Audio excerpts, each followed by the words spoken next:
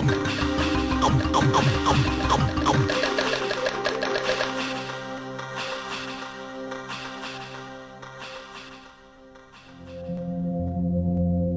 the late spring of 1794, a citizen of Paris returned to the city after an absence of 18 months, and he witnessed the impact of the terror.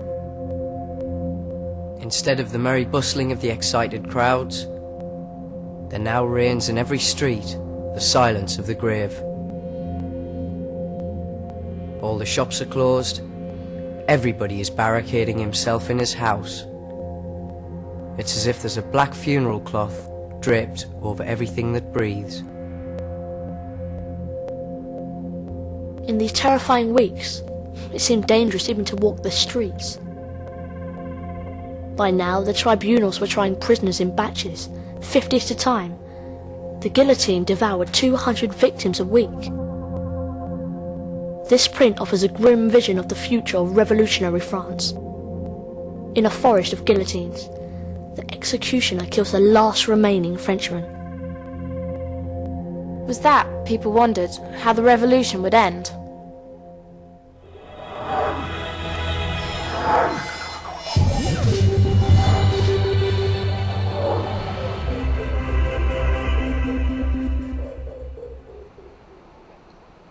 This is the Hôtel de Ville, the town hall of the city of Paris. By 1794, this place was the hub of power in revolutionary France. It was here a committee of 12 men sat, elected by the Convention, with the job of protecting France from its enemies. They had the ominous-sounding name of the Committee of Public Safety.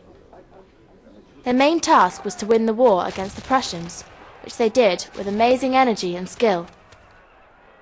They'd mobilized all the resources of France, conscripting 1 million men into the Republican army. But the real battle wasn't against enemies abroad, it was against the enemy within. All those French men and women who failed to support the revolution, heart and soul. The terror would root them out and destroy them. France would be purged, purified. That was the dream in particular of one member of the committee. His name was Maximilien Robespierre. Terror is nothing but justice, prompt, sure and unbending. Terror is born of virtue, and without terror, virtue is helpless. He was a cool customer, this Robespierre. He lived a simple life. He had no wife or girlfriend. He hardly ever drank.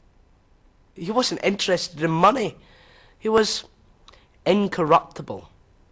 But he lived and breathed the revolution. This print shows him in the last weeks of his life, at a bizarre festival, the cult of the Supreme Being. No more Christianity for France. Instead, the revolution was its own religion, and Robespierre was its high priest. Robespierre was the leader of the Jacobins, the hardline faction in the Convention. By the autumn of 1793, they'd muscled their way to power, and they turned on the Girondins, their more moderate rivals. The Jacobins said moderation was a crime. They said anyone who failed to push the revolution forwards merely held it back. And so they had the Girondins guillotined. No matter that these men had stormed the Bastille and helped forge the new France, now they were enemies of the people. The trouble is, if you start condemning revolutionaries for not being revolutionary enough, where do you draw the line? This statue on the boulevard Saint-Germain commemorates the revolutionary Georges Danton. It was put up in the last century by the people of Paris, which makes sense because Danton was always the darling of the Paris crowd. He, like Robespierre, was a Jacobin. He'd argued for the death of the king. He'd argued for the death of the Girondins. But for Robespierre, even Danton wasn't hardline enough. And so in the spring of 1794, he had Danton killed like all the others. It makes you wonder what Robespierre really wanted. Was he really just protecting the virtue of revolutionary France? Or had all that power simply gone to his head? In the convention, they certainly thought so. They feared Robespierre's ambition. More than that, they feared for their own lives. And so, a group of deputies began to plot Robespierre's downfall. On July the 27th, 1794, the convention ordered Robespierre's arrest, and troops stormed the Hôtel de Ville.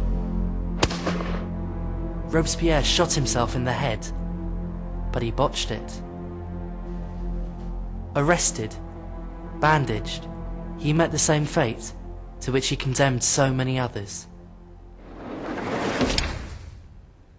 With Robespierre's death, the terror came to an end. But it seemed the revolution was set in a new pattern, as power was passed from one elite to the next. First, the Directory, a group of 5 politicians who clung to power by making shady deals with their opponents. And then, in November 1799, a young army general staged a coup d'etat, a complete takeover of the government. His name was Napoleon Bonaparte. As first consul, he became sole ruler of France, a fact he left in no doubt when, 5 years later, he crowned himself emperor, a king in everything but name. Was that it then? The end of revolution?